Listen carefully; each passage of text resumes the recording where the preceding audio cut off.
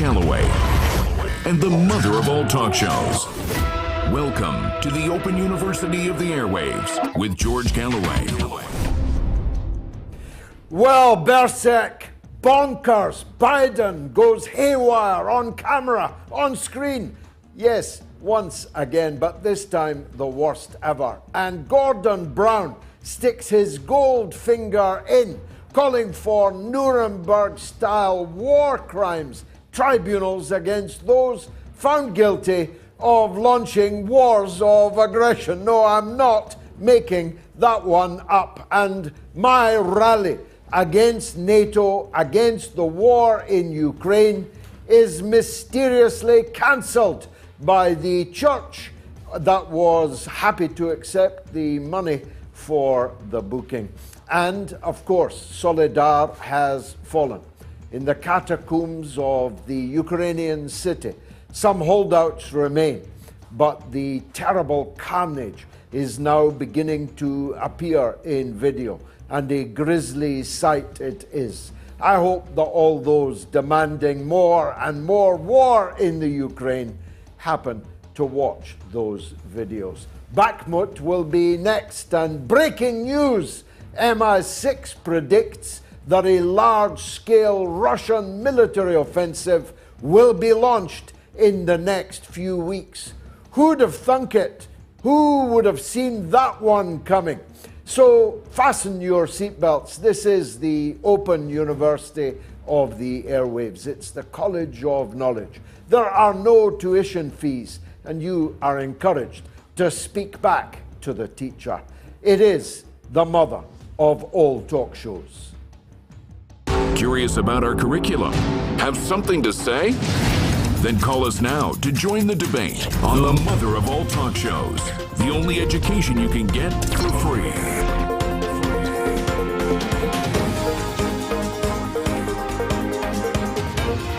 George Galloway, the mother of all talk shows. With George Galloway, the world is our classroom, and you're welcome to sit in and join the seminar. Some important housekeeping matters first. You'll have noticed that this show is not any longer sponsored. And that means we urgently need a new sponsor for the show. For peanuts in advertising terms, you get your name, your brand on the screen in front of 1 million people. That's right, 1 million people. Now, given that people will advertise on shopping channels that are reaching 30 and 40,000 people, I think it's a very good deal. So if you can sponsor this show, then please get in touch with us directly on our email, moats.tv. It's very important because we cannot sustain a midweek MOATS and launch a MOATS America on a Friday night on the current level of sponsorship and income that we have. So in the meantime, please give generously. If you're watching on YouTube, please give generously, more generously than you have been doing on the super chat mechanism. And if you're not watching on YouTube, please give on our website, moats.tv. It's very, very important. The details are coming up on the screen now. What a week it has been. Berserk, bonkers, sleazy Joe Biden has gone haywire on television. We've seen the videos of him wandering around lost. We even saw when he came to England for an important summit meeting, him attempting, apparently, to walk off a pier into the sea, saved only by his good wife, who turned him round and marched him back in a landward direction. We've seen him utterly unable to read out the words on his auto cues. We've seen him misspeak and misstate names, dates, and places, and even confuse his sister for his wife. But this week saw perhaps the worst of all Joe Bidens. Take a quick look at this. The impact, what happened on July the 6th, had international repercussions beyond what I think any of you can fully understand. The impact, what happened on July the 6th, had international repercussions beyond what I think any of you can fully understand. Well, I don't know if that's a Botox nightmare or whether it's a plastic surgery meltdown or whether it's some kind of stroke, but Joe Biden is in no fit state to run America, even less to run the world, even less to run a world at war. Joe Biden thinks that events in Washington happened not on January the 6th, but on July the 6th. And he thinks that it had international repercussions that none of us can understand, when in fact, in comparison to a weekday sojourn down the Champs-Élysées in France with a yellow vest on, it was a minor skirmish of people in buffalo hats and red Indian regalia trying to get through unlocked doors with the complicity of the security state, as is now becoming clear. Joe, it was January the 6th, not July the 6th. And it had no international ramifications at all. And whatever happened to your face? I'm not being unkind. I have said many times that this is elder abuse. His family, his party, his government is actually engaging in cruelty towards an elderly man no longer in control of his faculties or his bowels, as His Holiness the Pope found in the Vatican towards the end of last year. This is a man who sleeps with the nuclear football. He sleeps with a bag that contains the nuclear codes that could send thermonuclear intercontinental ballistic missiles into orbit, into action. He is the man that can bring humanity on this planet to a complete halt, a complete destruction of every living being and thing on this planet. Let's just hope he doesn't confuse the nuclear codes for his alarm clock. Let's just hope that stumbling in a hurry to get to his hourly visit to the lavatory, he doesn't trip over that nuclear football. This is a clear and present danger to the safety and peace of the world, never mind to the good governance of the United States of America. But even when he's not on screen, the things he's saying are increasingly unhinged. This week, he accused Iran of fueling the war in Ukraine because it is selling to Russia the drone technology that is being used in the war. But Joe Biden has sent $112 billion to fuel the war in Ukraine. Not only that, he sent Boris Johnson as his secret weapon to stop Zelensky from bringing the war to a close nearly 8 months ago. Joe Biden is the man who is fueling the war in Ukraine. It's Biden and America and NATO, not Iran, that are fueling the war. How come NATO is allowed to send hundreds of billions of dollars and euros of weapons into the war in Ukraine, but Iran cannot sell drones to one of the belligerents in that war in Ukraine? What's the thinking behind that? What's the logic when you decide to make a statement like that? Have you no self-awareness at all? Are you allowed to send any weapons to anybody, but other people are not allowed to send weapons to anybody? Russia and Iran are partners. They have mutual defense responsibilities. They have treaty obligations. They are close relations.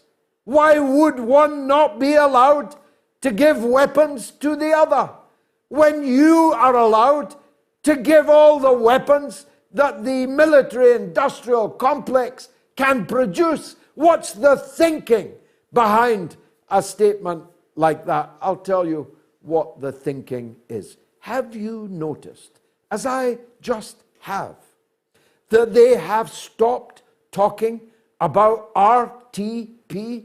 It's a while since you've heard it, so I'll refresh your memory.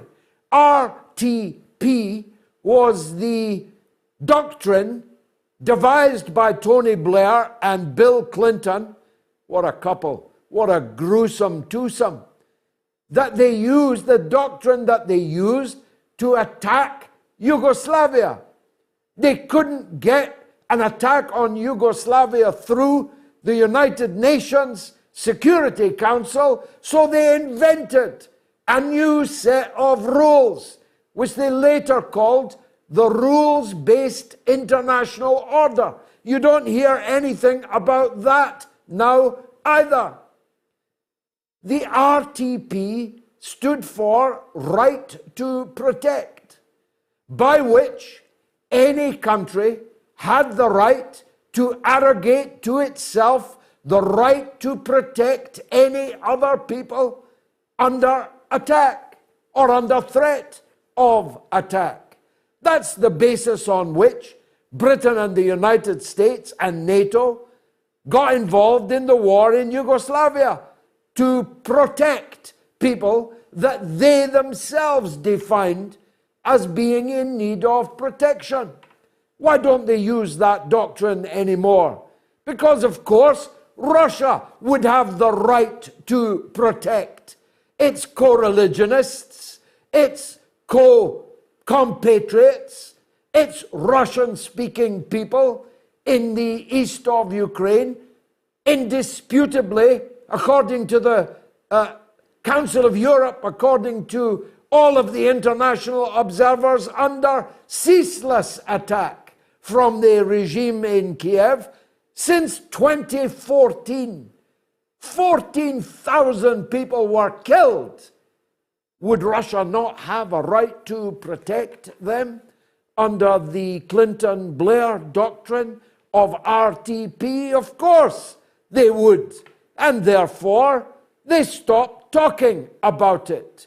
The rules-based international order, ditto, because the rules-based international order includes the right to protect. In other words, to step outside of international law, outside of the UN Security Council, and take unilateral or bilateral or multilateral action wherever you decide that the rules you have devised are being broken.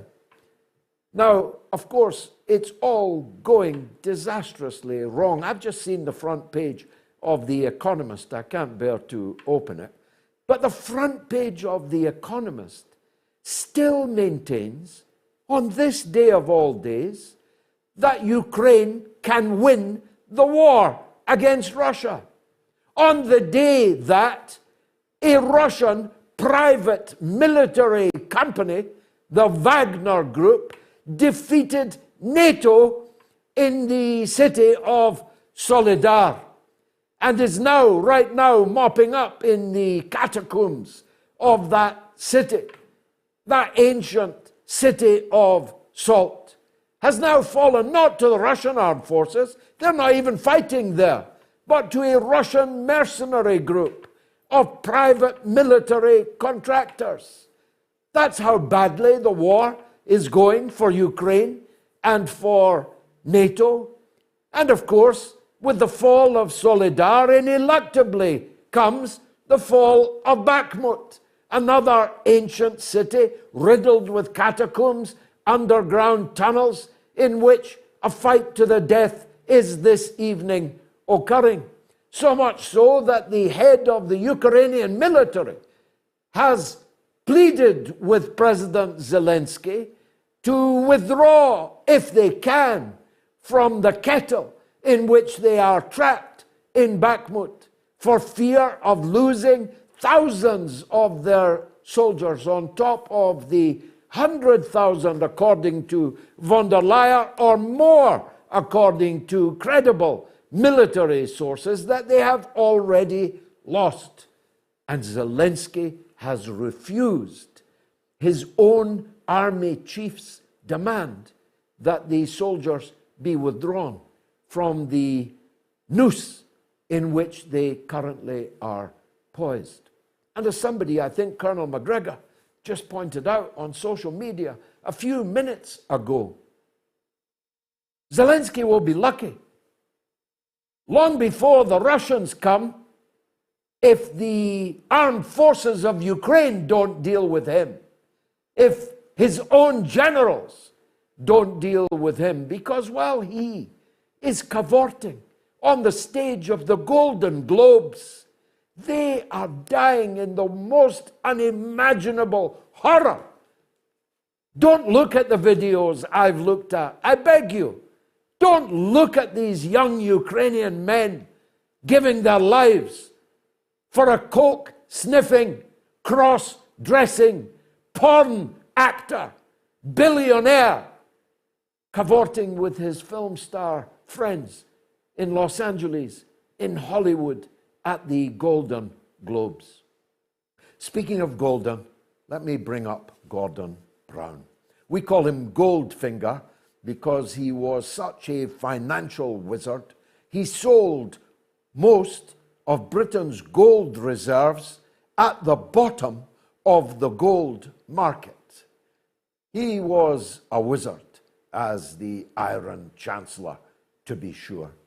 Now, it pains me to say what I'm going to say, because I have literally known Gordon Brown well since both of us were teenagers. I was his chairman of the Scottish Labour Party.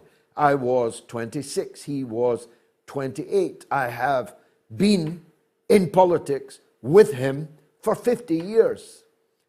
I like him as a person, despite all of our political differences. I respect his intellect, but his grasp of reality, his grasp of self-awareness has clearly now entirely deserted him, because just this day he set out a whole manifesto of putting Putin on trial in a Nuremberg-style tribunal for the crime of making aggressive war.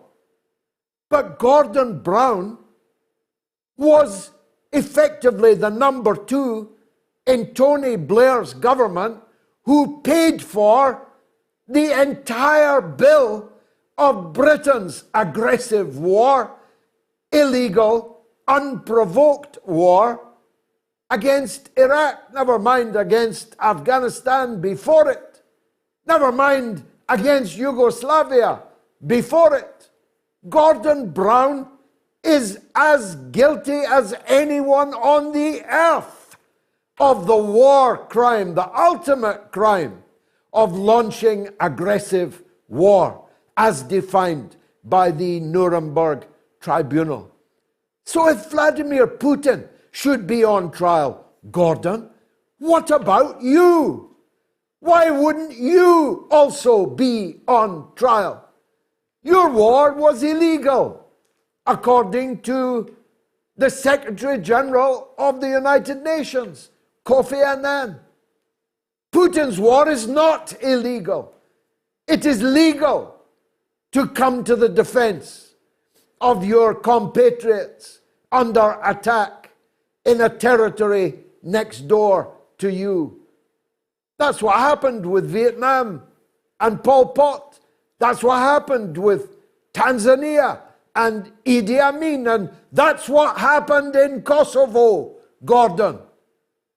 It is not unprovoked to launch an attack on a country that is killing your compatriots, but it is unprovoked to invade and occupy Iraq in defiance of a decision of the Security Council of the United Nations.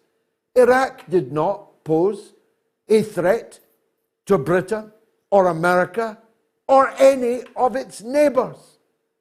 It did not have weapons of mass destruction, but you invaded it, and you are co-responsible for the deaths of 1 million people in Iraq. And you want to put Putin on trial? Gordon, pipe down. Go off and do good works in Africa. Stop drawing attention to the most grotesque blunders and crimes of which you yourself are guilty as sin, as guilty as any sin ever denounced by your father in that pulpit in Kirkcaldy. And you know it. It's written in every line on your increasingly haunted face. I've only got a minute to tell you that the rally, No to NATO, No to War, in central London on the 25th of February, for which 1,019 people had registered to attend, has been cancelled without explanation by the church in which it was supposed to be held. I don't know who is responsible for the cancellation, but we will find out in the court, because we have begun the necessary legal action to secure compensation for the expenditure we had already made and for the loss of income that we would have made from that event. I'm talking transatlantic airplane tickets, Reverend. I'm talking European and domestic rail fares, Reverend. I'm talking hotel bills, Reverend. I'm talking lost book sales, Reverend. I'm talking all kinds of costs that are going to mount to many thousands of pounds that you will have to pay me, either before we get to court or in the court. And if we are in the court, we'll be able, through the process of discovery, to learn exactly how an event about which you knew everything in advance when you took our money in advance came to be cancelled. You were told in writing who would be speaking at the rally. You were told in writing the subject that would be discussed at the rally. You have no legal leg to stand on. You have breached a written, paid contract with us, and it's going to cost you dearly.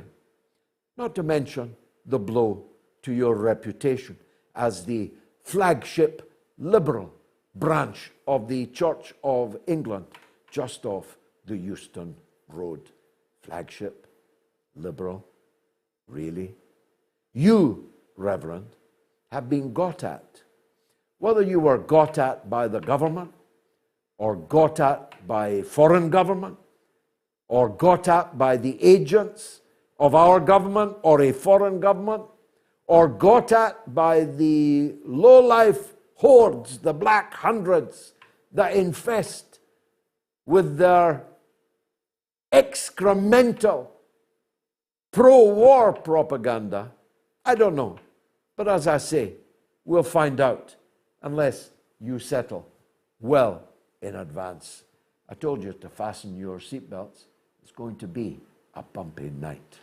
This is the mother of all talk shows.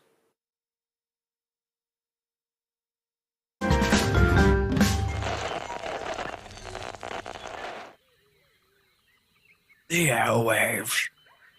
This savannah is a rigid dichotomy of fact and fiction. As Fisher says, the Twitter sphere where the slightest misjudgment can spell being cancelled. One species rules over the airwaves through its ability to adapt and survive in even the harshest environments. The George Galloway.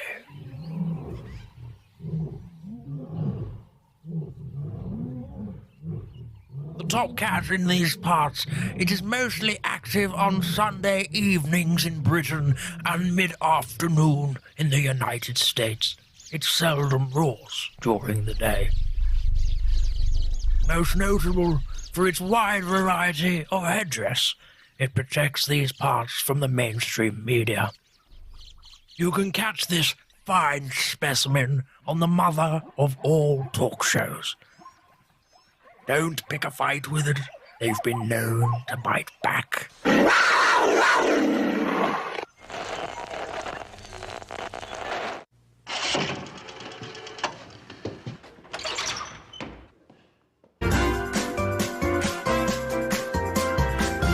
You are listening to the mother of all talk shows with George Galloway.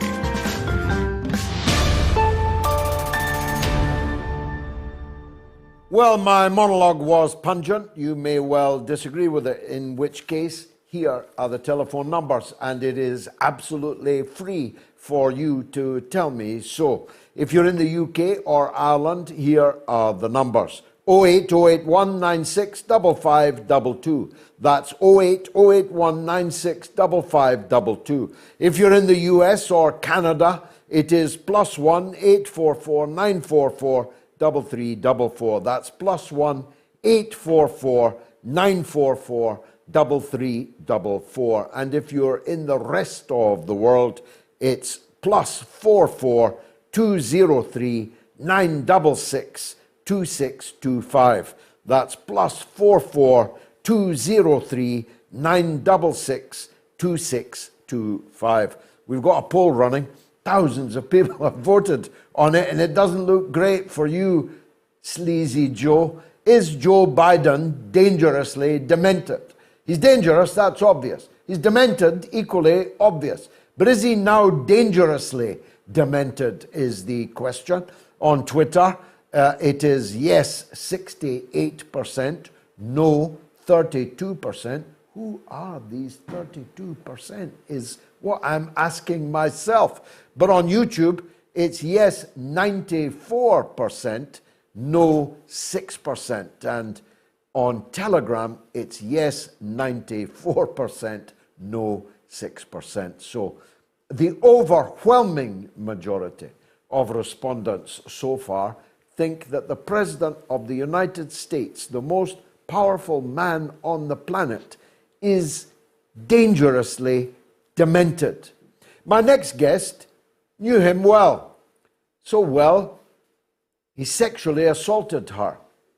Not that you have been able to learn the grisly details of that, because it turns out in the Twitter files and other recent revelations that Tara Reade's testimony was targeted by the American security state so that the allegations would not become widely enough known to affect the outcome of the presidential election in 2020.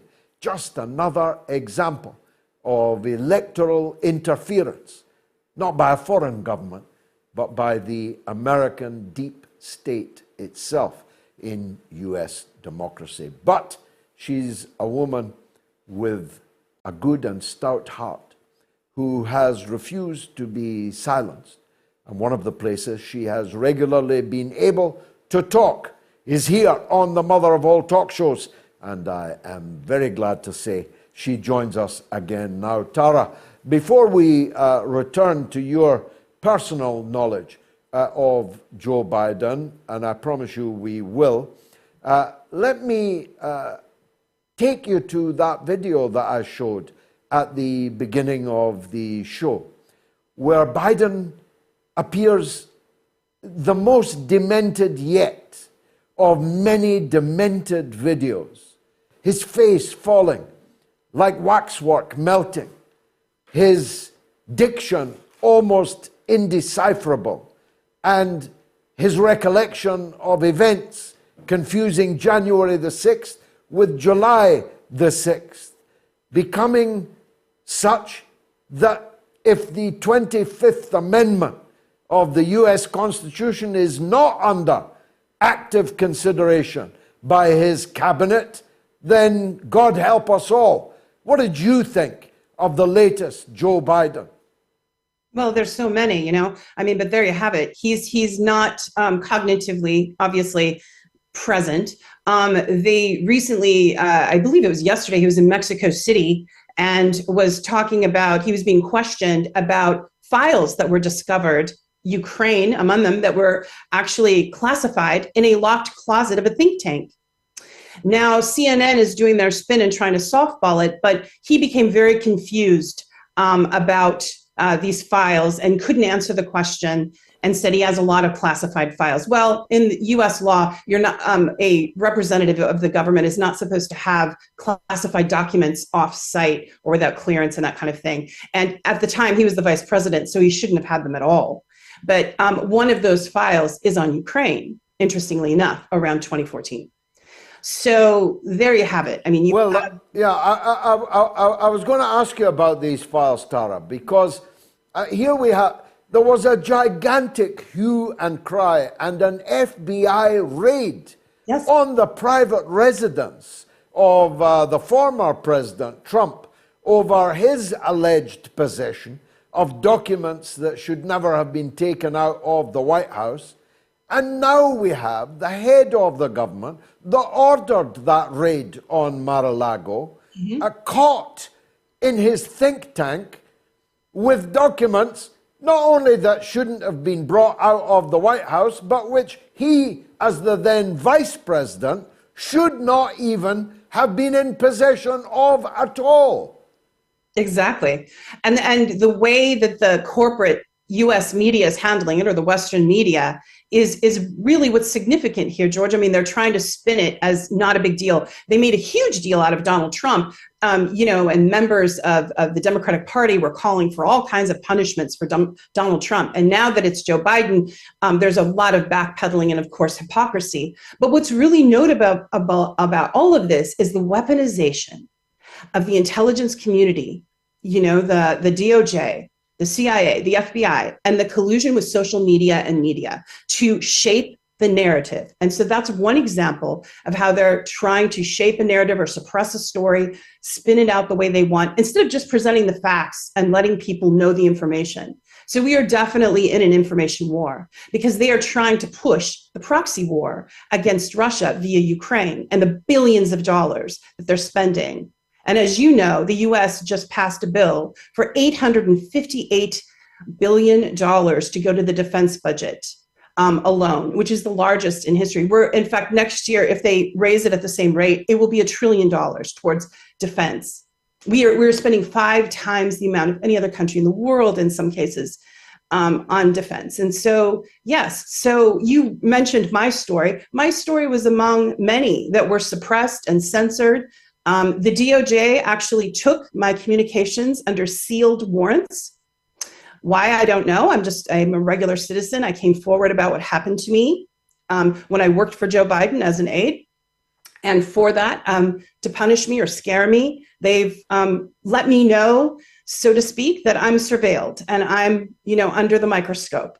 So US citizens shouldn't have to face this mass surveillance, mass censorship, mass suppression.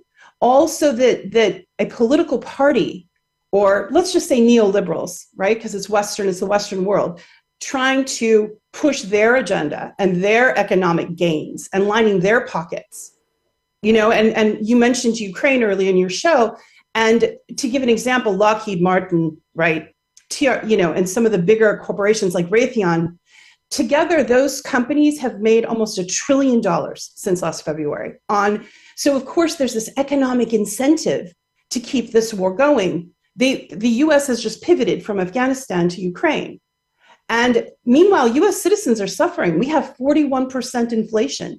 A dozen eggs, George, are $8 American dollars now in your average thing. Fuel is as out of the charts. And I know that Great Britain is suffering as well, and other European countries.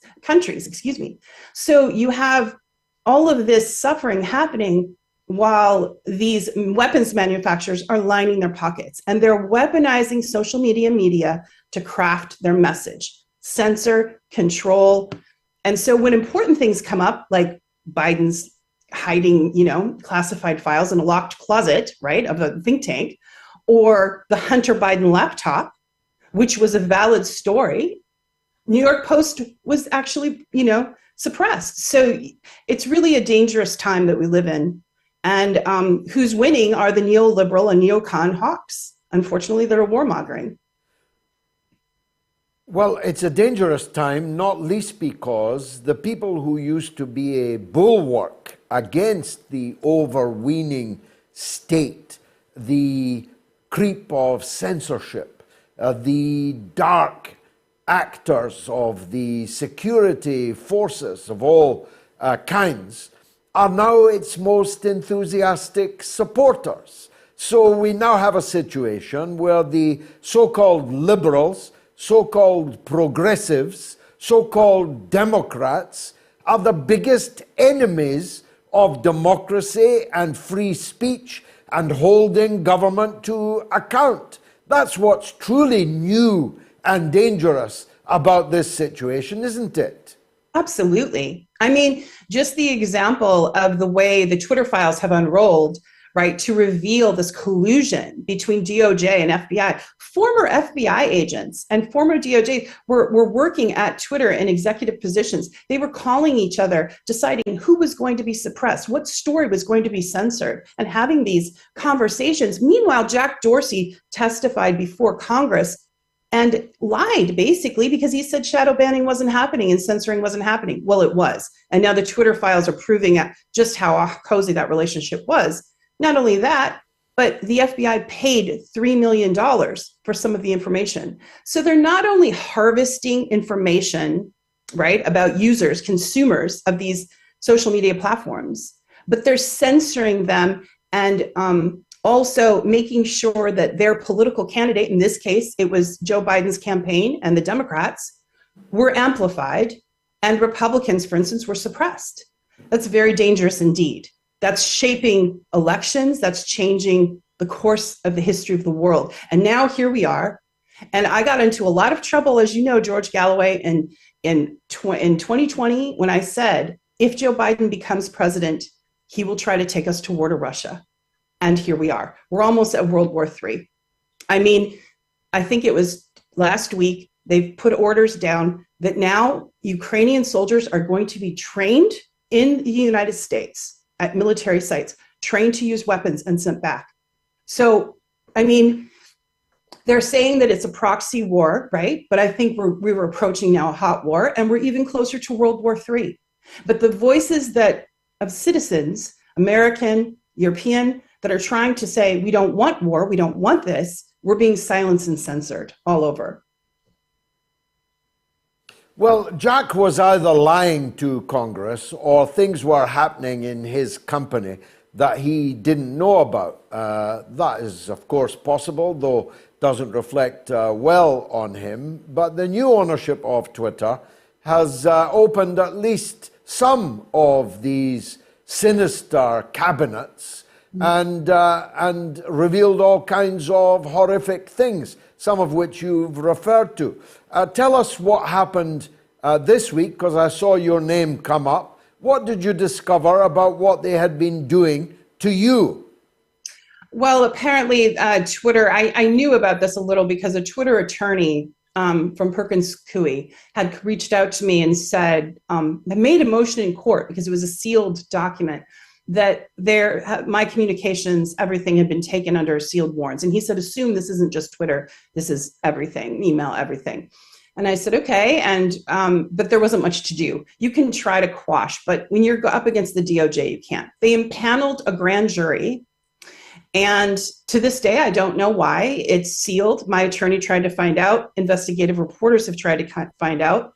It is simply pending. So it's been pending.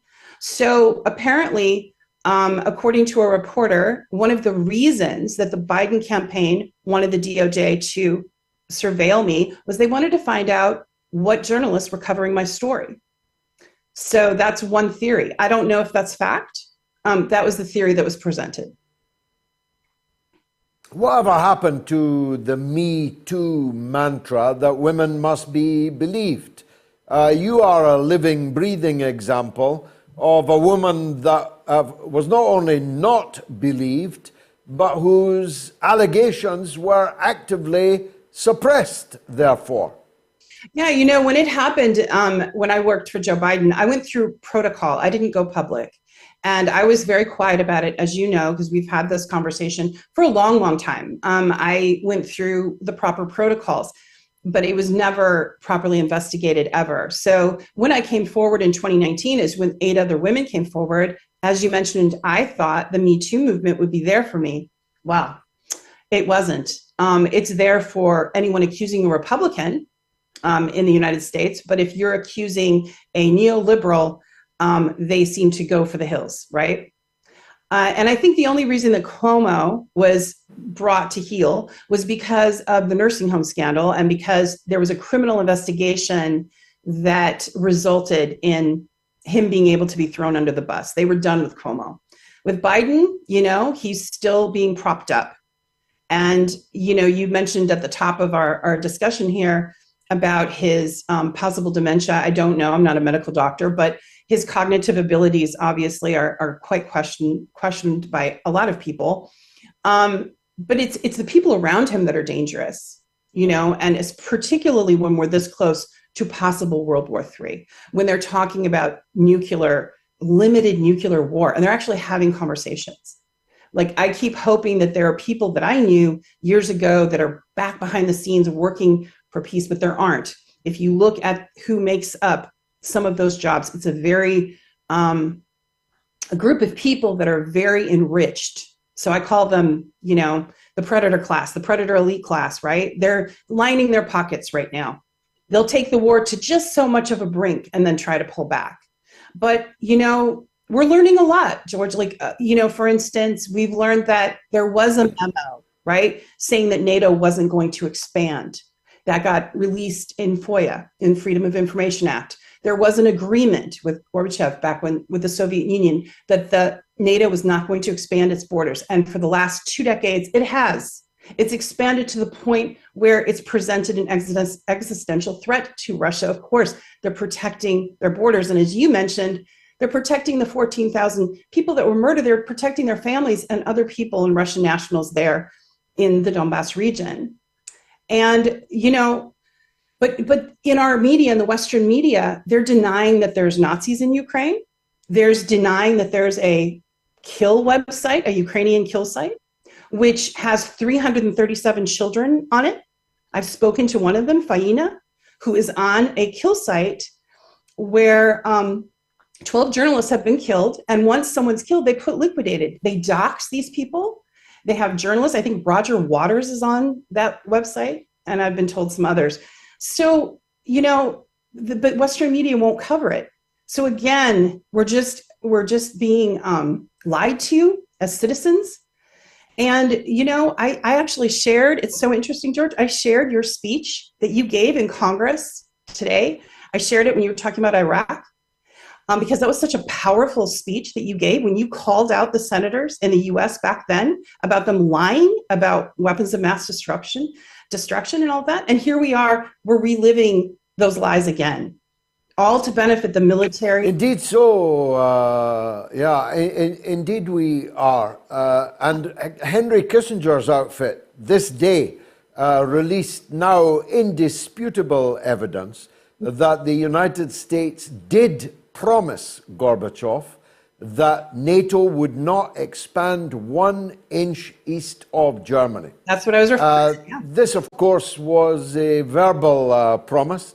Gorbachev was too flattered and stupid to get it in copper-bottomed writing, but it was a clear promise nonetheless, as Kissinger has made clear this day.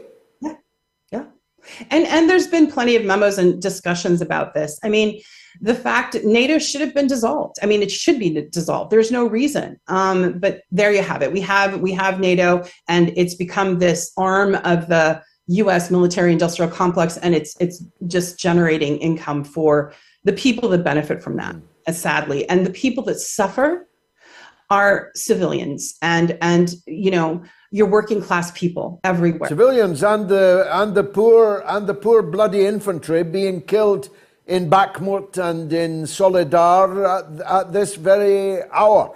A last question. It's a difficult one, Tara. If you don't want to answer it, feel free to decline. But you told us in 2019 that Joe Biden was not a fit and proper person to be the president of the United States because of your own personal experience with him.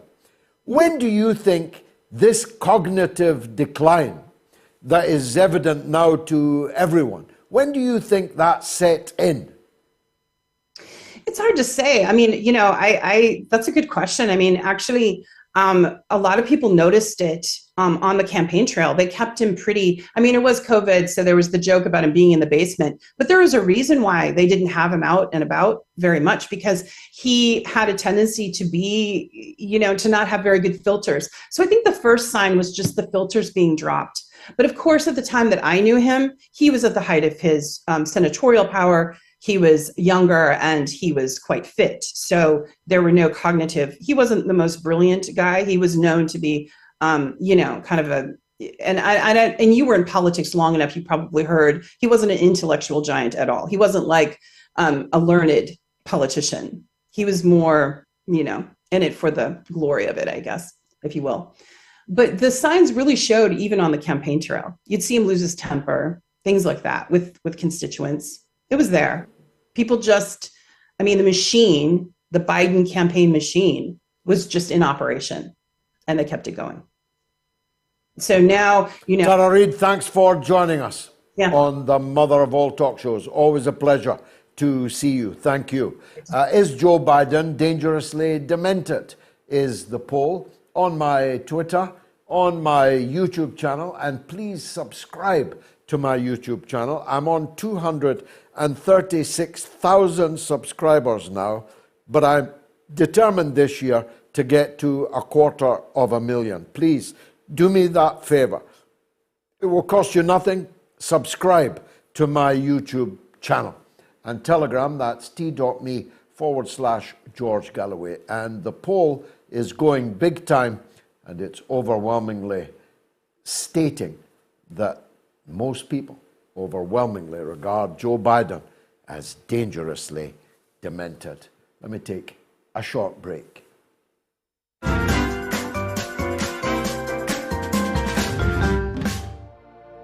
The 1897 edition of War of the Worlds by H.G. Wells. Read by George Galloway. Available only on Patreon. The cylinder was artificial, hollow, with an end that screwed out. Something within the cylinder was unscrewing the top. Good heavens, said Ogilvy.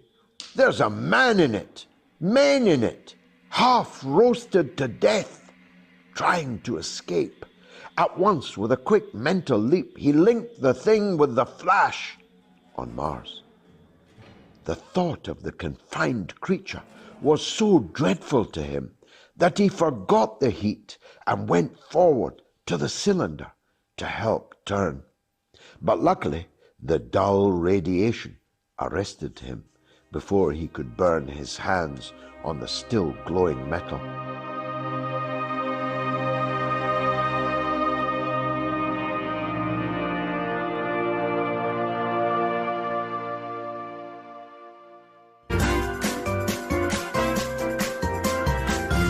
You are listening to the mother of all talk shows with George Galloway.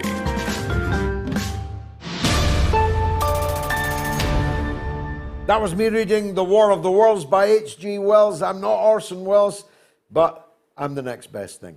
The best living practitioner of the spoken word, as someone described me on Twitter today. And that can be found on my Patreon, patreon.com/George Galloway. Now, I leveled with you earlier. Let me be clear. We cannot sustain a midweek show and MOATS America on a Friday night. We don't have the sponsorship to allow us to do this. That means I'm depending on you. And the fastest way to support the show is through the Super Chat on YouTube. Like Mr. Lover has done this week, as every week. gives £2. Thank you, sir. Stephen Mulholland, £3. Thank you. Taro Man Harris, $4 Thank you. Jason Kane, £1. Thanks, Jason. John Kelly, £5. Thank you, John. Number one fan, $1.99. Always enjoy the show. Thank you so much. Don't be shy about giving small amounts. If everybody gave a small amount, I wouldn't have to be asking at all. Patrick Stanton, $19.99. Thanks for the good fight. Thank you, Patrick. TC gives $10. Thanks. Accuracy in 4K gives £2. Here's to Moats America and the Truth. Fran gives €2. Thanks, Fran. Mose H gives £5. Helen Gotals gives €2.49. Hope the No to NATO meeting will be held elsewhere. Be sure of that, Helen. Nick Donovan gives $20. Wow, the Donovans. A Slave of Allah gives £1.79. Bismillah. Thank you so much for that. Now, phone lines. Manuel is in Brazil. Let's hear from him.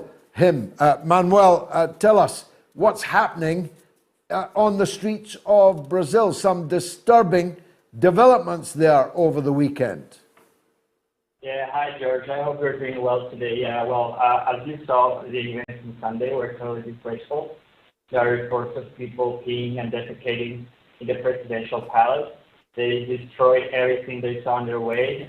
They also stole pieces of art and guns and whatever they could take. So as a result, like many people are comparing it to what happened 2 years ago in the United States. Now, I know like Jimmy Dore, he supposed that it was an inside job, orchestrated mainly by the FBI. First of all, I would like to ask you if, do you think there are like deep state forces behind what happened in Brazil? Now, because there are like also similarities in the sense that the governor of Brasilia is an associate and an ally from Jair Bolsonaro, and the security chief of Brasilia, he was on vacations in Florida at the same time. So like, what a coincidence. Now, I also know that you know Lula, so that's my second question. What do you think that Lula should do about it? Because if he goes too harsh on these people, that is just going to further the divide in this society, which is just like one side of the population wants a democracy, and the other half, or like less than half, wants just a military government. So what can be done about it? Because if he goes too harsh, it's going to further this division, but if he's too weak, he might then lose grip on power. And my final question for you, what do you think Bolsonaro is going to do now? Because he's in Florida, but now he said he was sick, like stomach pain or something, and he's hospitalized. That's also a coincidence. And I understand that he wants to apply for citizenship in Brazil because his grandparent or great-grandparent was Italian. But now I saw that Meloni was condemning the event, so she's like a very poker face. You don't know which way she's gonna go. No, I wouldn't be in a position to give Lula any advice on this. It's far too sensitive a matter, and I'm not in possession of all the facts. But the fact that Bolsonaro flew to the United States and is now in hospital in the United States, perhaps to give himself some distance between events that are occurring on the ground in Brazil, is a deeply worrying development. On the other hand, Lula does appear still to have the support of the judiciary, which once imprisoned him, and still to have the support of the institutions, including the armed forces in Brazil. As long as those two things remain the case, then one expects that with the mass support of just over half of the people in Brazil, Lula can hold on. But he should place his ultimate faith in the people. He should mobilize the people of Brazil. He should mobilize and organize the people of Brazil to defend democracy in the country in case any of those current factors begin to loosen. Manuel, thanks for bringing us up to date on that. Raphael is in Vermont in the United States. Let's hear from him. Rafa, go ahead. Hey guys, always a pleasure to be a participant in this show. I did a few research today, so I can put what is happening right now into context. I want everybody to understand the war in Ukraine is over as far Russia is concerned. It's over. They did everything they're supposed to do, and the rest of the war now. if the United States keep on acting up that way in NATO, Russia gonna start going after them. Russia is in no mood to keep on playing around. So what I want everybody to understand, once Gettysburg happened and the Confederate lost Gettysburg, the war is over. So the Union just sat there, so Lee knew this war is over. You need to start working a way so we can end this. So that game we are playing right now, is, I want everybody to understand what is happening. The United States, Joe Biden is a Dixiecrat. This man, he thinks he can treat Russia the same way the Israelis are treating the Palestinians, where no matter what, we are the power, we're going to tell you what to do. And they take Russia is the Palestinians. And they are sadly mistaken, because Russia is a superpower. The Russians know it. The Russians had 4 wars to observe, to learn, to study everything about the United States and to prepare for this conflict. I want everybody is saying one thing, what the American will do, what NATO will do. Putin, in his speech, he made it clear for you. Understand the word Putin used. He said the American people like to intimidate people. You know, when a military person tell you like to intimidate, so it's a way for him to tell you, I know you don't want to fight me. I know you cannot fight me. And if you mess around, we're going to come after you. Russia is not afraid to fight.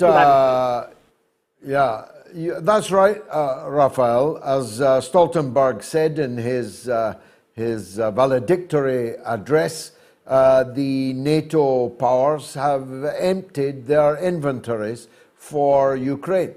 As I joked the other day, if Russia wanted to, which of course it doesn't, there is nothing to stop them marching all the way to Berlin again. There is nothing to stop them overrunning all of these barking, yapping minor NATO powers. But luckily for all of us, they have no wish or intention of doing that. Because if they did keep their tanks rolling all the way to Berlin, we simply don't have the weapons, the materiel, and above all, the ammunition to stop them. So the war is over in that sense, but not in the sense that the suffering has stopped. As I said earlier, I've been watching videos this evening of really horrific carnage that is continuing. Even now in Solidar, which has fallen, and now in Bakhmut, which is soon to fall. The suffering of the Ukrainian soldiers, never mind the suffering of the Ukrainian people who don't have electricity, don't have water in this bitter, cold Russian winter, is truly heartbreaking, at least for someone who cares about the people of Ukraine, as I do and always have. And as most people now supporting Ukraine, who never gave it a moment's thought before, definitely haven't. Look, I need to take a break. Here's the phone numbers again. In the UK and Ireland, 08081 965522. In the US and Canada, +1 844 944 3344. And in the rest of the world, 44203-966-2625. Now, you'd think with their hands more than full in Eastern Europe, NATO would not be turning up the heat on China, in the Taiwan Straits, in the Pacific. But you'd be wrong, as you'll hear from our star guest coming all the way from China right after this break. Stay with me.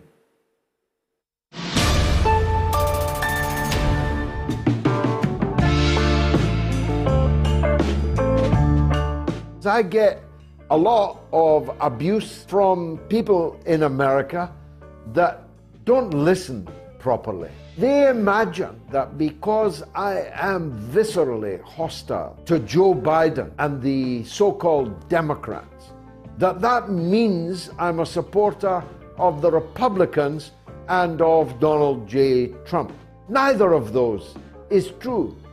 I'm not with either of these two big parties, two cheeks of the same backside. Even if we could agree which was the lesser attractive cheek, I still wouldn't be prepared to choose between them. I'm one of those that calls on, let me do so again here and now, my good friend Jimmy Dore to run as a third-party candidate for the People's Party of America, for a third force to emerge. That's what I want to see in America, and I'm more than happy to give whatever advice and experience that I myself have to any people of goodwill who want to build that third force. As I've said before, if my good friend Dr. Jill Stein were to be the Green Party nominee again, I would, of course, support her for President of the United States. If Tulsi Gabbard would run as an independent presidential candidate, I would support her.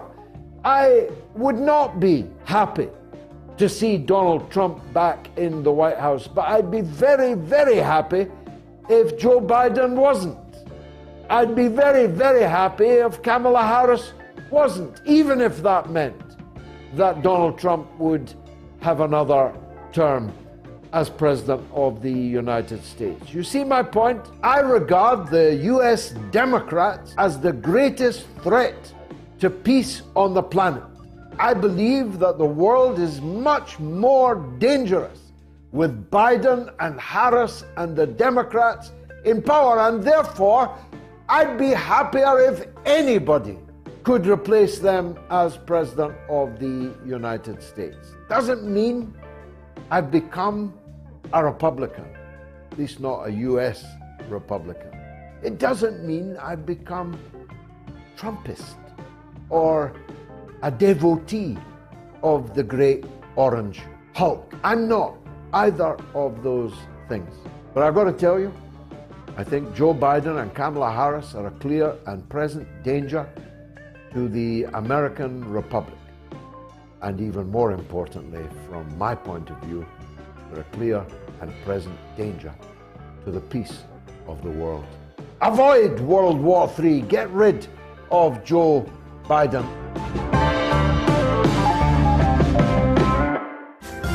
You are listening to the mother of all talk shows with George Galloway.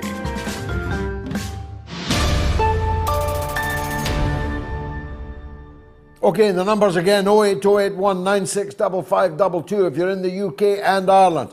In the US and Canada, +1 844 944 3344. And if you're in the rest of the world, which is, of course, the vast majority of the world, it is 44203 966 2625.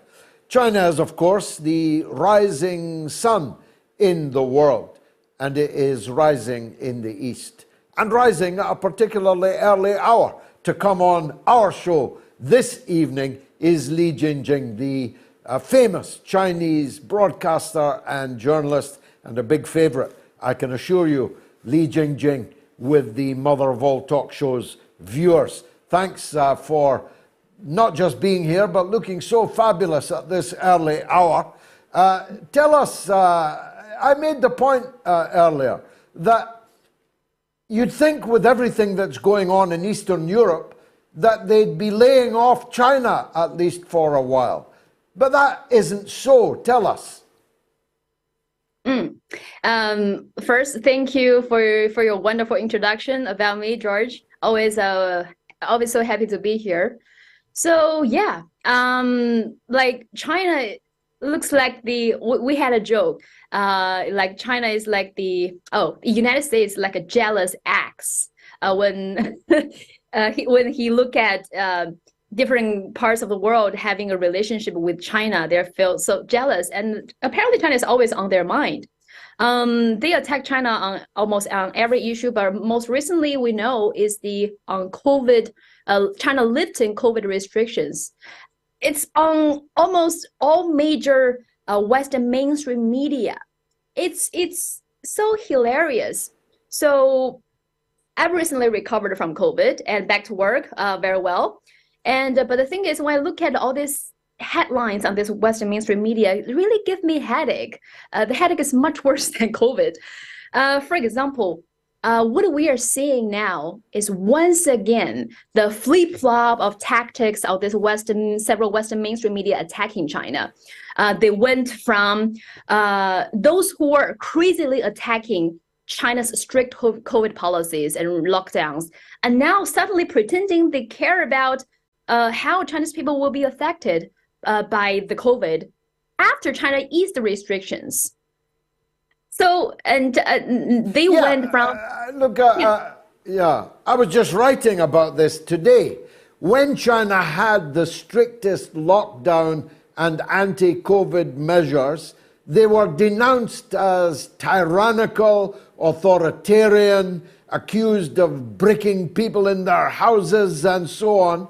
Now that China has lifted most of its COVID restrictions, having secured a COVID outcome better than any country in the whole world, China is being attacked for recklessly lifting the very COVID restrictions that were denounced in the first place.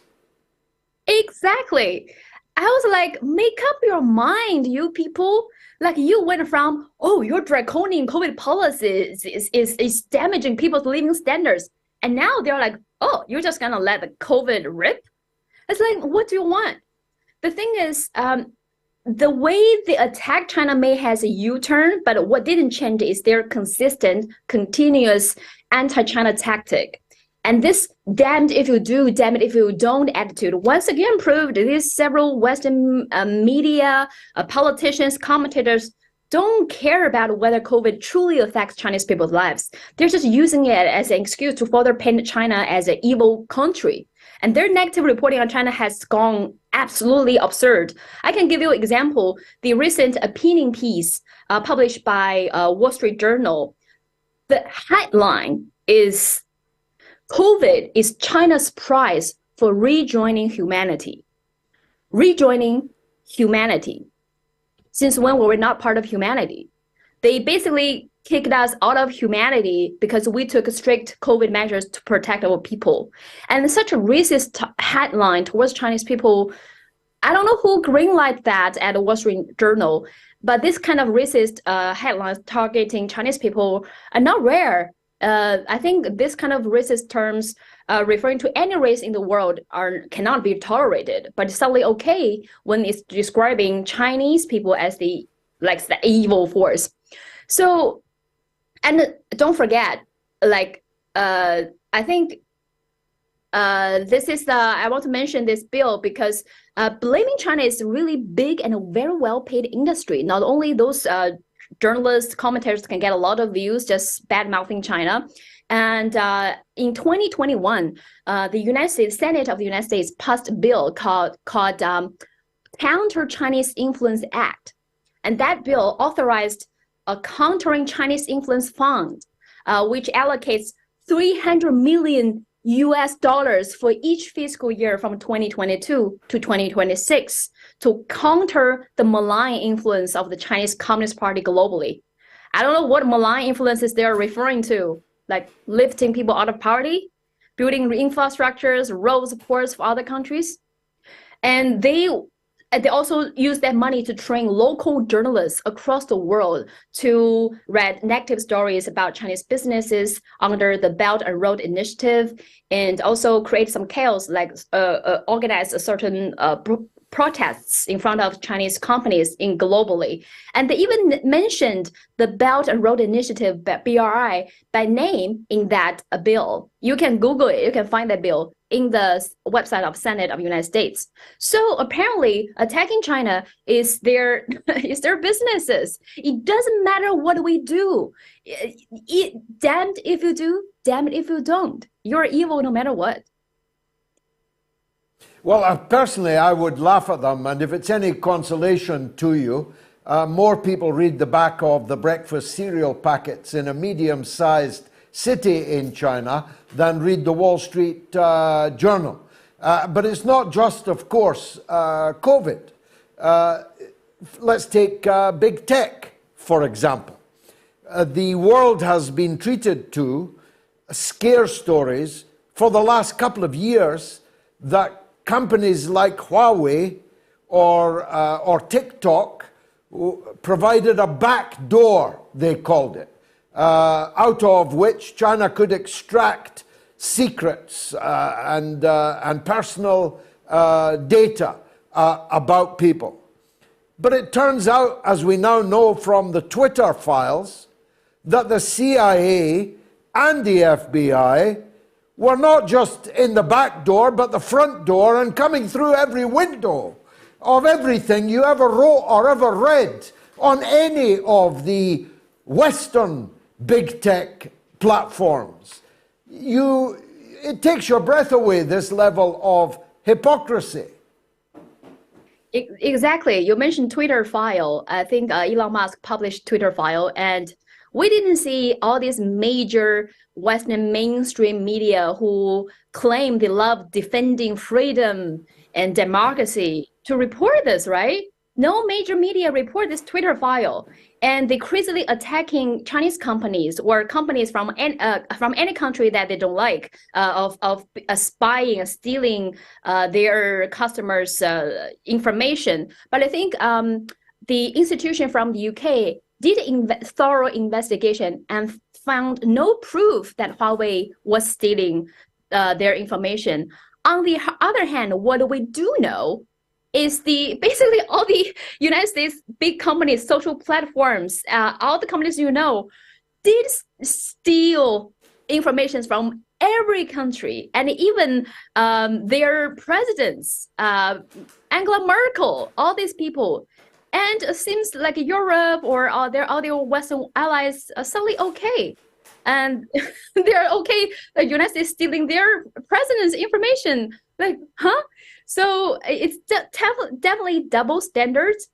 And I think I also saw this because several Western mainstream media recently crazily publishing some stories. They used satellite images they took of the crematoriums and the funeral homes in China, because those images you see people packed at those places, and they want to show that the death numbers in China are way higher than they announced.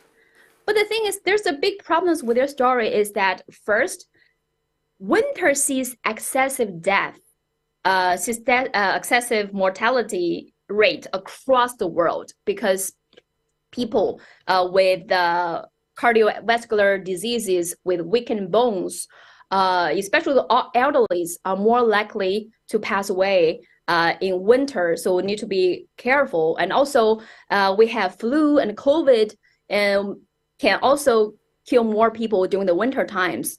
So, and also when they compare the images, they didn't especially China now is in a very cold winter, and they didn't compare the winter death in different years. They didn't compare whether those places are also packed in previous winters.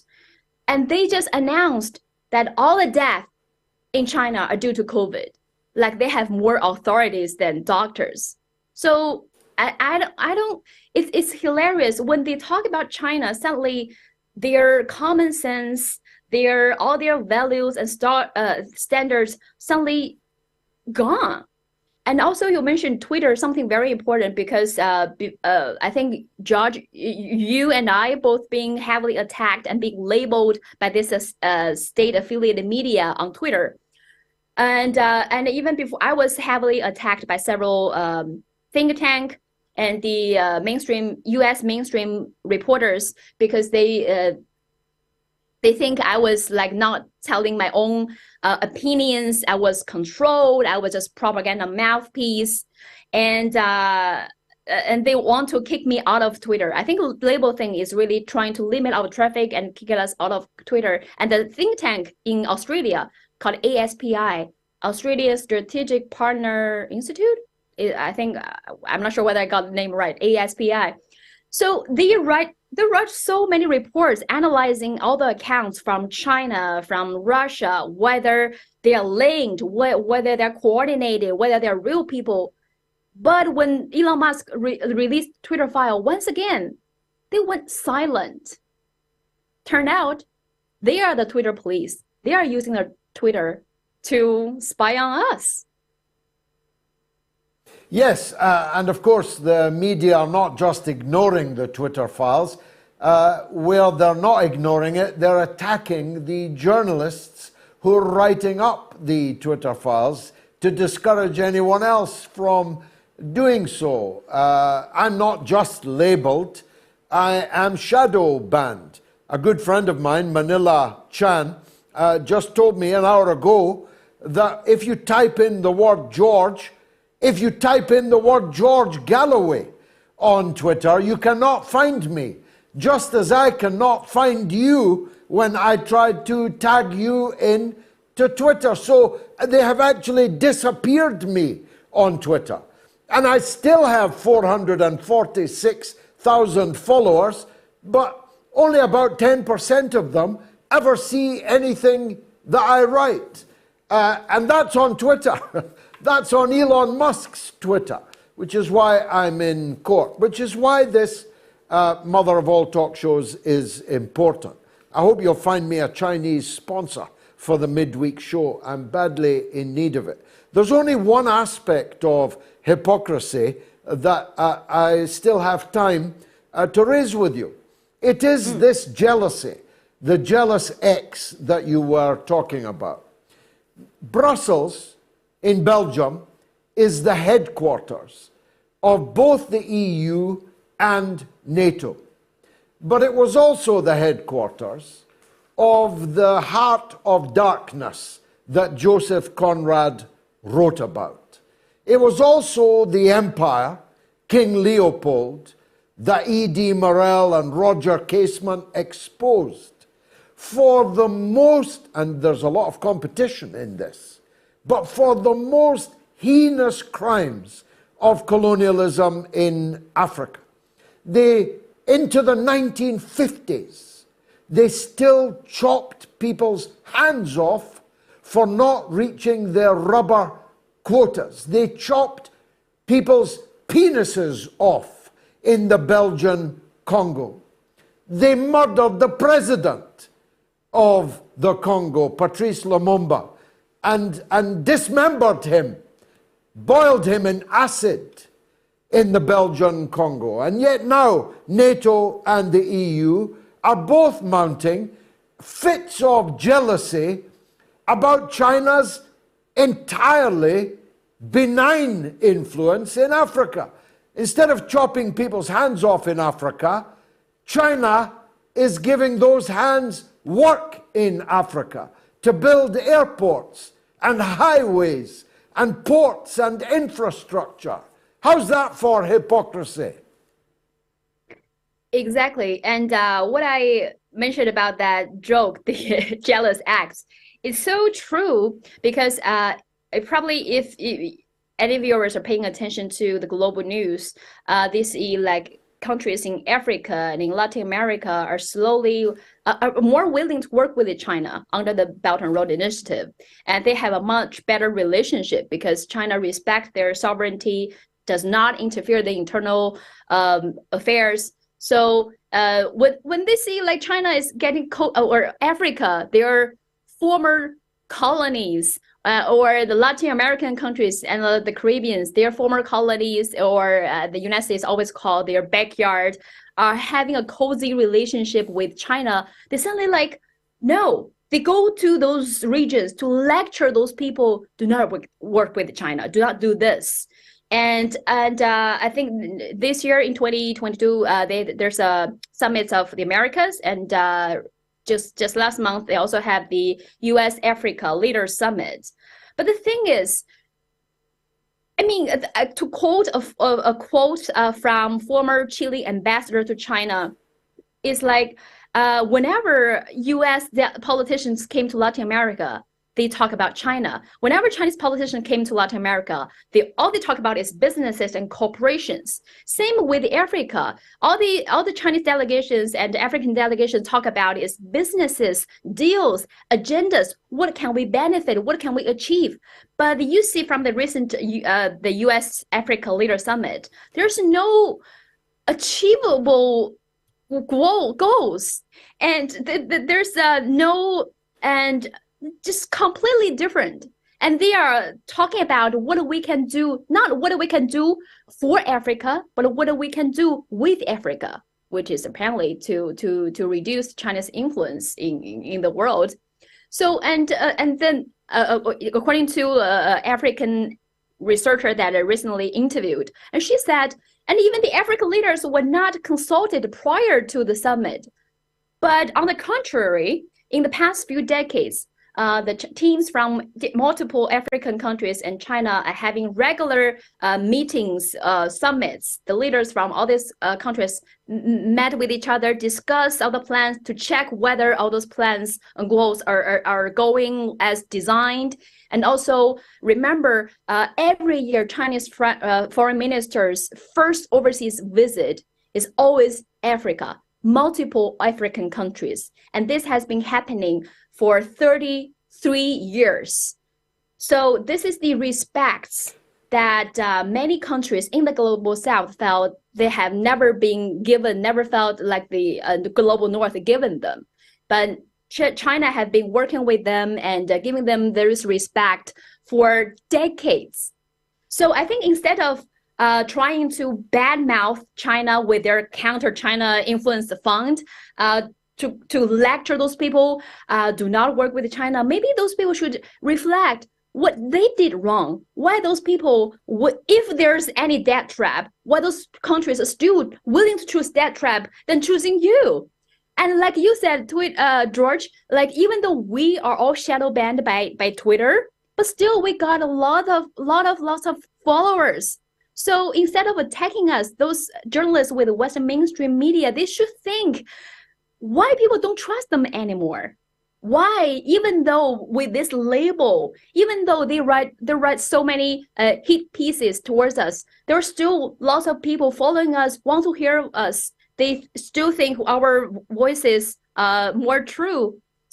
And so why? They should reflect themselves rather than attacking us. It's like keeping your enemies down, but rather than keeping themselves strong.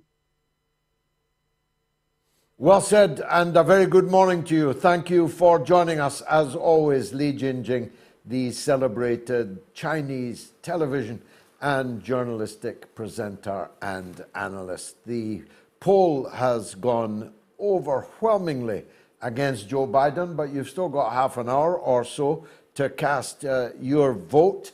Let me take a 60-second break. Count them.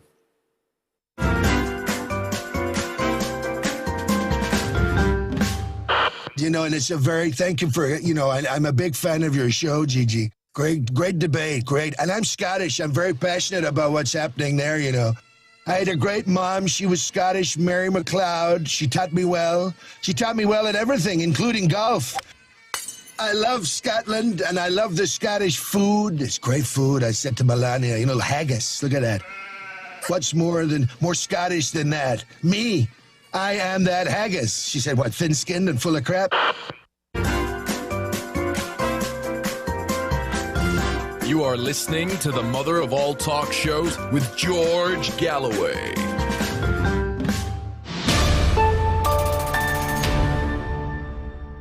Manchester City are out of the cup. So sad, too bad, never mind. Now, thanks again for all the Super Chat donations. Michael Gillespie sends a whopping $25 US. Thank you, Michael. Stop US NATO wars. Keep up your good work, George, as long as God gives me breath, Michael. DW gives £10 and says, BBC Radio 4's Today programme stated that Putin threatens to use a dirty bomb. Why can the BBC get away with such lies, while I stand to be arrested for stating that a man isn't a woman?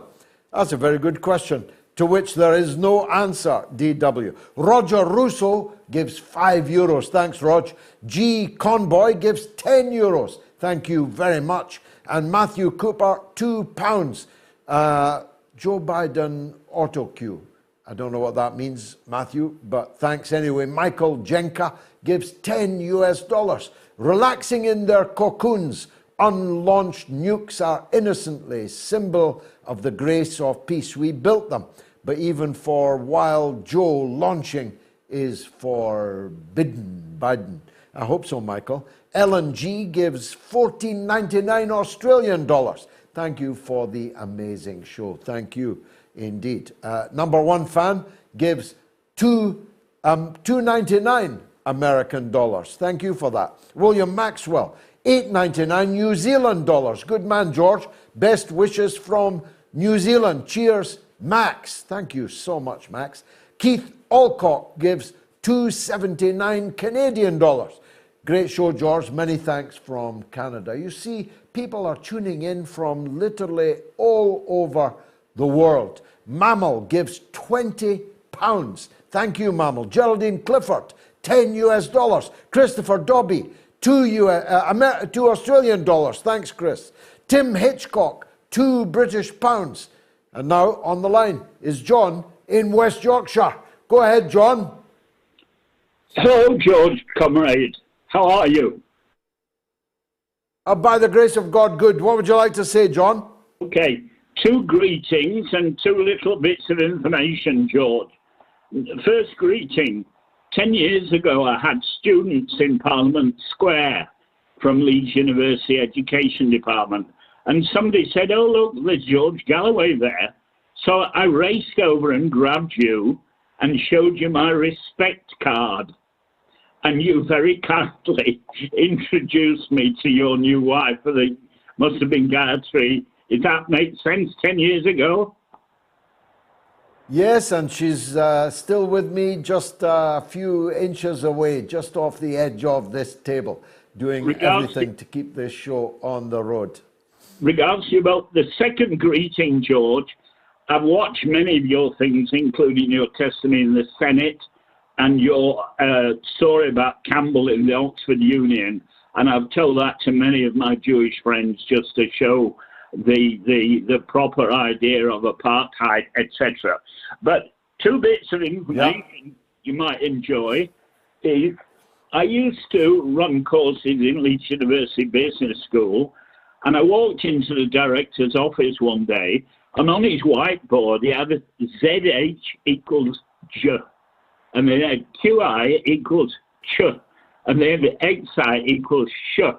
The point being that XI is she. And so when you pronounce Xi Jinping, it's she, not G or anything of that nature. You remember Joe and Lai? That was Z-H-O-U, Joe. Anyway. Joe and Lai died 49 years ago yesterday. Well, thank you for that, George. Very last point, George. And it's just of linguistic interest, I hope. In China, they speak Sino-Tibetan languages.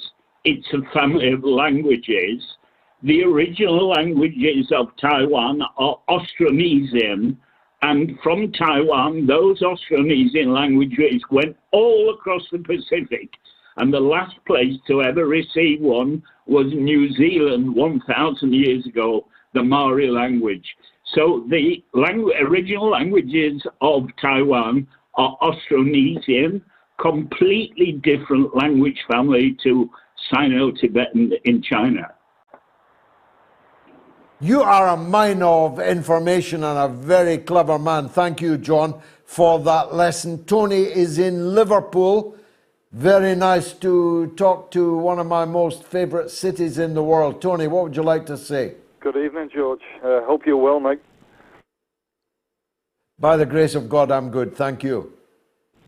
Obviously, we've all seen the events which are happening in the past 48 hours in Solidar and ongoing in Bakhmut. And I think the appointment of General Valery Gerasimov tonight as the overall theatre commander is very important, because he's a combined forces commander as opposed to General Surovikin, who was an aerospace and space force commander, as we saw in the Syrian campaign, which he devised the air campaign there, and likewise he's devised the air campaign which we've seen over the past couple of months, taking out the critical infrastructure in Ukraine. So I think that does indicate now that it's highly likely that we will see like a ground campaign beginning imminently, particularly with the weather now. The ground is obviously starting to freeze, and it'll probably take another week or two before it completely freezes. You need the black soil, the top 15 feet of black soil. But I do think the appointment tonight of General Gerasimov is very, very important, and I think people in NATO, in all of the capitals around NATO nations, Washington, London in particular, they will be very, very aware of General Gerasimov and the appointment. Well, I think that's very shrewd observation, Tony. The ground war offensive that MI6 are predicting is, of course, doesn't take much of a crystal ball. The appointment of Gerasimov, the build-up of ground forces in Belarus makes it obvious that either one or all five of the main fronts will very soon, I don't think in weeks, I think in days, be subject to a massive Russian advance. And the ability of the armed forces of Ukraine, whose soldiers have fought extremely bravely, if in an ignoble cause for an ignoble regime. The individual soldiers of the Ukraine have fought very bravely, but they cannot fight on. General Winter is on the battlefield. General Gerasimov is on the battlefield. It's 49 degrees below, with intense frost and ice on the battlefield, and the highly mechanized Russian armed forces, now 600,000 strong in the Ukraine, are about to roll over the NATO armies and their mercenaries there. And none of this needed to happen. There could have been a Christmas truce.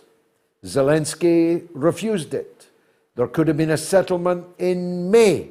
Boris Johnson scuppered it.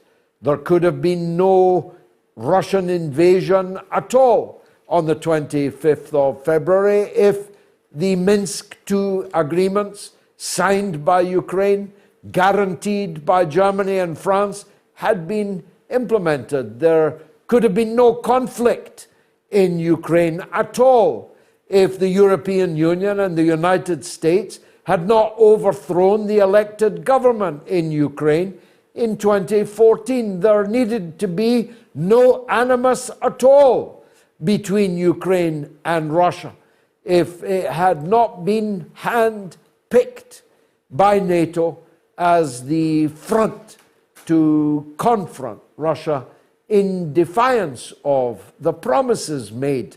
Thanks to Henry Kissinger, we now know beyond any contradiction at all made to Gorbachev at the point of his agreement to withdraw from East Germany. A promise from the United States that NATO would not enlarge 1 inch to the east of Germany if he would let the wall come down. So the promises of the United States, the guarantees of Germany and France are worthless. And so, as Putin put it, just I think yesterday or the day before, this matter will now have to be settled by the army, will now have to be settled on the battlefield. And the terms available to end this war are now incomparable to the terms that were available at all points up until now. Tony, thanks for that call. Fox News is reporting right now, Joe Biden aides have found a second batch of classified documents being kept at a different location in addition to the ones discovered earlier this week at Joe Biden's think tank office. A second investigation has been launched. I must say, if ever there was an oxymoron, it has to be Joe Biden's think tank. Back to the super chats. Thanks so much again. Lars Svensson, a very good friend of ours, has given 200 Swedish crowns and says old habits die hard. Lars, you're an officer and a gentleman. GM, how about this? Hold the front page. GM has given 100 British pounds. Whoever you are, GM, God bless you and yours. Frank Dillon, £2. Save the Palestinians from their murderous occupiers, says Frank. Crest Cutter gives $10 Australian. Keep up the good work, GG. Ukraine needs to surrender as soon as possible. Anybody that claims to be pro-Ukraine needs to be yelling that out to anyone who will listen.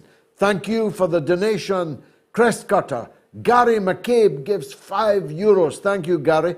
Morris Perry gives 10 Swiss francs. That's worth a fair few shillings. Asif Ashraf gives £1.99. Thanks, Asif. James Moat gives 10 British pounds. JJ Gill, 2 British pounds. Janice Gadd, 10 British pounds. Jonathan Wood, £4.49. Thanks for another terrific show and the bright light you shine on corruption and injustice. Thank you, Jonathan. Chow gives €1. Michael Sherry, 10 British pounds. Gerard White, 10 British pounds. My bank card was cancelled for attempting to book a no to NATO ticket. Now a religious institution has cancelled a legally binding agreement for an anti-war talk. You are clearly rattling the right bars. You're right.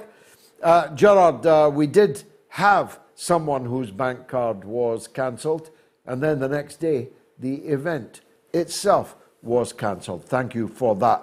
Gorgonzola, what a name, gives $10. Gaza West gives 5 British pounds. Keep up the great work, George. Abby Chappie gives 10 British pounds. My goodness. Thank you for your generosity. Donald is in Inverness. Let's hear from him. Donald, welcome. Good evening, George, to your College of Knowledge is filling us in again on so many different things. Thank you. Following on last week's talk, where you were speaking about the sexualization of children with what's being taught in schools, one of your correspondents, you were asking, he said to him, keep guessing, trying to work out what's going on here. And one of Robert from Oregon last week said that he thought this was an international thing. And indeed, it must be an international thing because it's happening all over the place. And, with many of these campaigns, what happens is it's like going for the low-lying fruit. Whoever is behind these things, they pick off a particular area of the world or a particular council or something like that, and they try to get it passed through there, and then they keep on bootlegging that somewhere else. Now, going back historically, I mean, people are becoming familiar with this phrase about minor attracted adults. It's come into public cognizance in the past year or so in this part of the world. But it actually began over in America with the American Psychiatric Association. They produce a sort of dictionary of all the sort of different psychiatric conditions that you can have. And indeed, you and I are probably diagnosed with having something in that book. So they diagnose all sorts of things, and they came up with this expression, the minor attracted adults. The point being that they say that this is normal. It's a normal behavior, that these are people who function quite normally in public life, and they do this and they do that and they do the next thing. So they're normal people, but they have got this minor attraction to children. It's a bit similar, like saying, well, a thief or an adulterer are normal people, but they've got this attraction to thieving or whatever. And so that what we've actually got here is you've got academics, you've got whole institutions, and the American Psychiatric Association is a very big thing. And these things are circulating around the world. And no matter what our doctrine in this country may be, you'll find, I think it was yesterday I heard about Kemi Badenoch, the Tory MP. She's got to make up her mind whether these gender reassignment factors, not just in this country, but what is done in another country, and whether we can accept and whether we can endorse what's done in these other countries. So it's almost as if we elect politicians to look after the affairs of this country, but these politicians are now being hamstrung by what's being done in other countries, and these things now circulating back upon us. And so this needs to be looked at from almost an international point of view, and that's why when Robert from Oregon said that last week, I have to agree. And there's lots of different things where this is happening. Take, for instance, euthanasia. Where you've got some states in America, and this is the point, they pick off one at a time. Then you've got stopping people praying for changing the conversion therapy in Victoria in Australia. There's a law already being passed whereby you're not allowed to teach these things, and the state is going to teach ministers what they can say.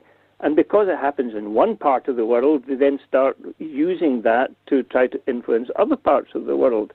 And so that's just my penny's worth that I'm throwing into what is going on, although I see it personally as a general attack on the family.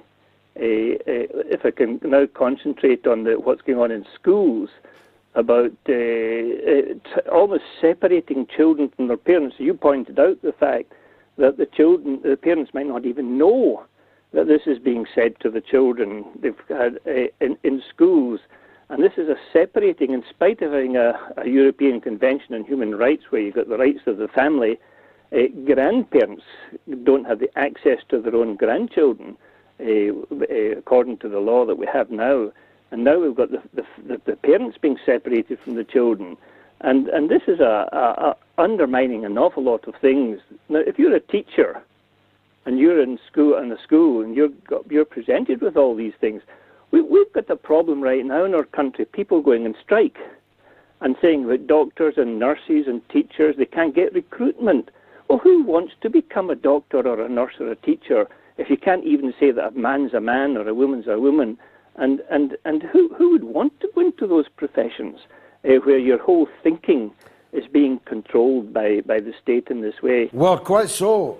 Well, I don't know any doctor that would accept the diktat of the state, still less actually any minister that would be told by the state what to say. They could scarcely call themselves a minister of God if man was ordering them what to say. That was a very profound call, Donald, and I'm very grateful for it.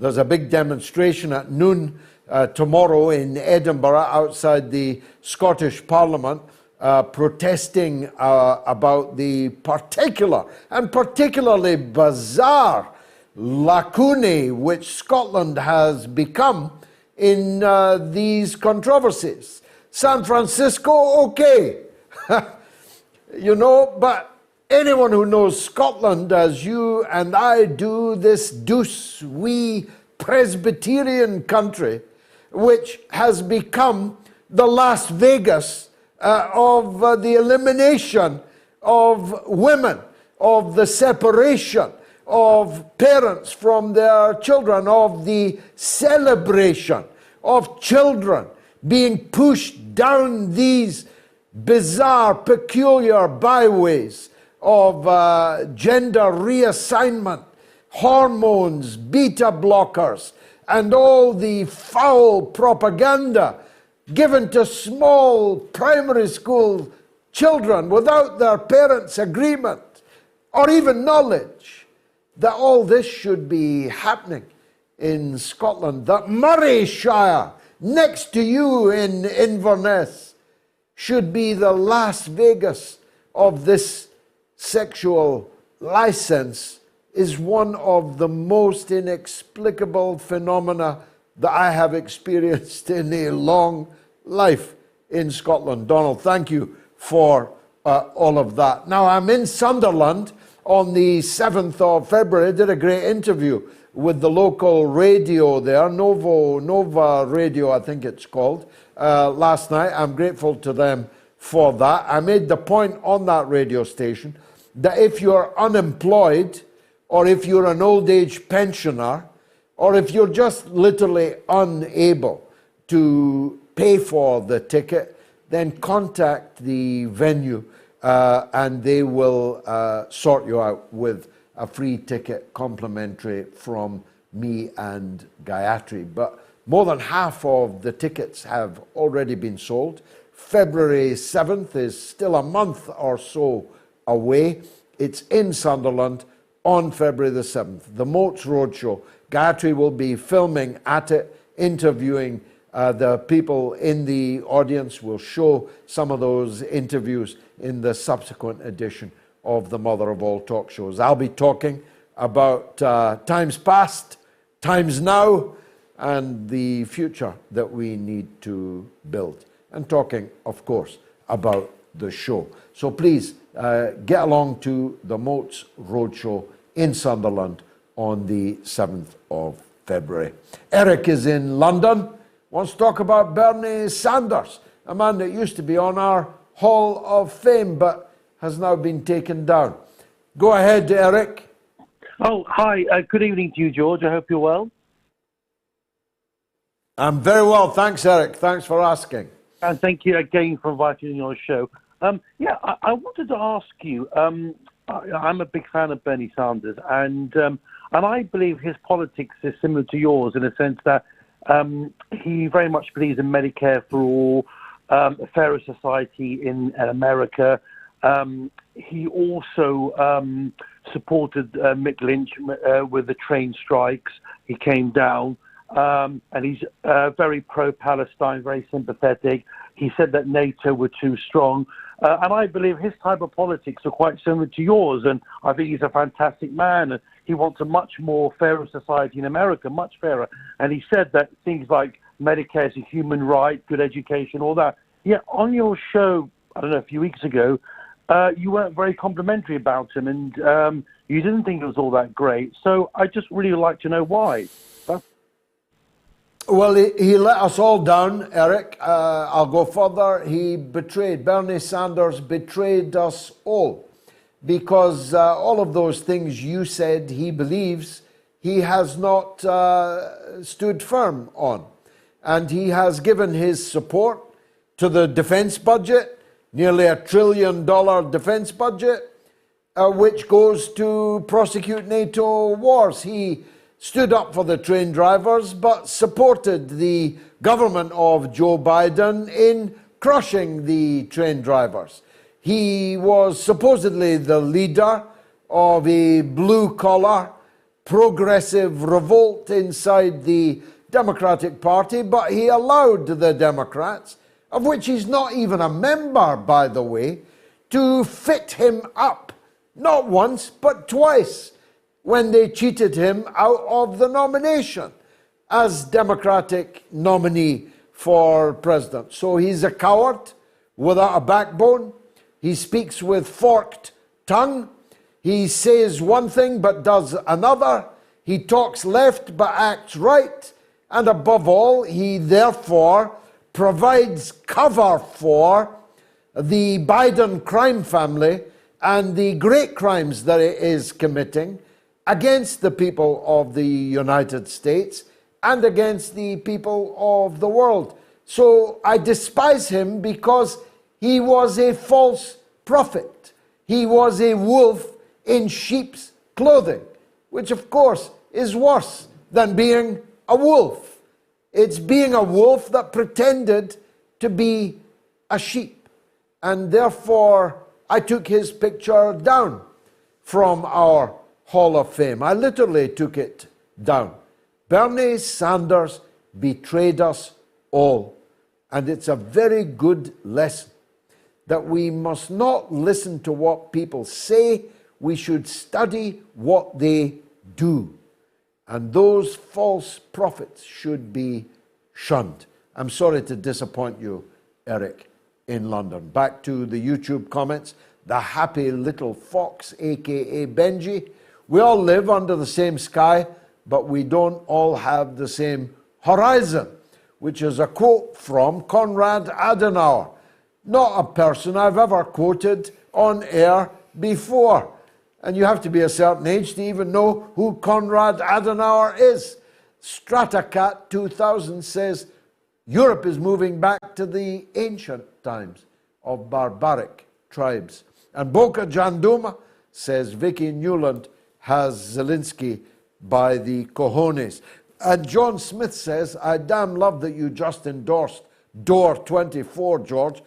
He'd be a great candidate, actually a politician that cares about people and making positive change. I love Jimmy Dore. I hope he runs in 24. Super chats have been flooding in tonight. Thank you very much for that. Thanks to everyone who's donated, including Felix Lopez, who gives $5 US. Thanks, Felix. Zain Mayasi gives £8.99. George, I know you support Manchester United, but Arsenal are winning the league. Well, they're well ahead, but I work on the assumption that Arsenal always fade in the final furlong. As we've discovered tonight, Manchester City are not what they were. Liverpool are definitely not what they were. And Chelsea are a mere shadow of their former selves, while United are hitting a vein of form not seen for many years at Old Trafford. And so my money, if I was a betting man, would be on Manchester United leading a charge to overtake Arsenal in the final furlong. Of one thing I'm sure, there'll be silverware at Old Trafford this year. It might be the Carabao, it might be the FA Cup, it might be the Europa League, it might be all three. Remember, you heard it here first. Paul Smalley gives £2. Tommy Felix gives $50 US. Tommy, thank you. Jim Crow Joe Biden is dangerous for the human race. With that, Tommy, I absolutely agree. Chuck Sazklak gives $5 US. Thanks, Chuck. West Britannicus gives $10 US. Do you fundamentally object to functional monarchy? He asks, that is, monarchy where a royal and noble class fulfills the executive role in tandem with the administrators. I do, indeed, conceptually oppose it. But if our royal family, as I said last week, were paragons of virtue, of Olympian intellect and character, it will be easier to bear. But given that they are a house of horrors, of adulterous, brutish, bullying, self-pitying parasites, it's simply intolerable. And that's why I oppose it with a great deal of vigor. Siamak Foruhi gives €23.99. Thank you for that very generous donation. Ben Stevenson gives £2 British. Thanks, Ben. Michael in Minneapolis, who tried to tag me on Twitter and discovered it's no longer possible. I'm not making that up. Go ahead, Michael. Yeah, George, I attempted to tag you this week, and I was shown all of the George Galloway parody accounts, of which there are a decent amount, but I was completely unable to tag you. I tried on different devices several times. So that's not the thrust of my call, but that is true, and it is impossible to tag you, and it's kind of a disturbing thing, really. Unbelievable. Anyway. Disturbing, very, very disturbing. Not least because I've got 446,000 followers. I got 2,000 new followers in the last 24 hours. Imagine how many I'd have if I wasn't being shadow banned. True. It is terrible, and whatever's going on over at Twitter, they need to figure it out because it's a big problem. That is for sure. So what I called though about is this spectacle in the United States with the Speaker of the House. It took the longest amount of time to vote in a new speaker that it's taken since the 50s. And George, I'm talking about the 1850s here. It took 15 votes for Kevin McCarthy to win the speakership for the Republicans. 15 votes. And the important thing here is that the Republicans are in the exact same spot the Democrats were in 2 years ago. They have a very slim majority, so that means that any small group of members can have an outsized influence.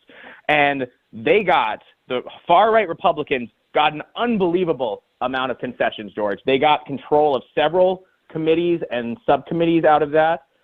They put in a rule that says if the debt ceiling's raised, they must be accompanied with spending cuts, which, if that is kept to, would cause a $75 billion cut in the defense budget in 2 years. So that's something to pay attention to.